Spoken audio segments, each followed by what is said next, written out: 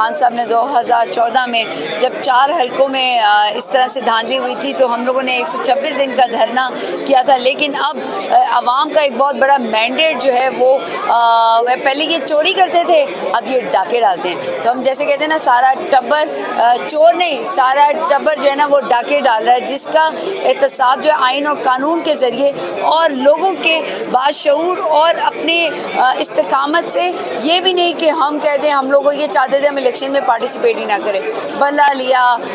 جو مرضی انہوں نے کیا، لیکن جیت عوام کی ہوئی۔ عمران خان جو کہ 6 مہینوں سے اس جیل میں، کس لیے؟ قانون کی پاسداری وہ بھی کرتے ہیں، لا قانونیت جو مچائی ہوئی ہے۔ اب اس کا حل ایک ہی ہے، وہ یہ کہ جو حقدار ہے اس کا حق دیں، اور حق جو حقدار نہیں ملے گا تو وہ پھر اسی طرح کانفرنس بھی کرے گا، انٹرنیشنل میڈیا بھی آئی ہے، جس تعداد میں لوگ آئے ہیں آپ کو اس سے اندازہ ہوگا کہ ہر بندہ، ہر پارٹی یہی کہہ رہی ہے کہ انہیں دھاندلی ملی ہے، لیکن ہم حق اور سچ کے لیے کھڑے ہیں، جمے ہوئے ہیں، ڈٹے ہوئے ہیں، اور وہ ہوگا۔ نہ خان پیچھے ہٹتا ہے، نہ پاکستان کی عوام پیچھے ہٹے گی، اور نہ ہی وہ امیدوار جو کہ جیتے ہوئے ہیں اور جن کو ہرانے کی پوری کوشش کی جا رہی ہے، نہ وہ ہار مانتے ہیں، نہ ان کا لیڈر ہار مانتا ہے، اور سب سے بڑھ کر پاکستانی عوام کبھی ہار نہیں مانے گی۔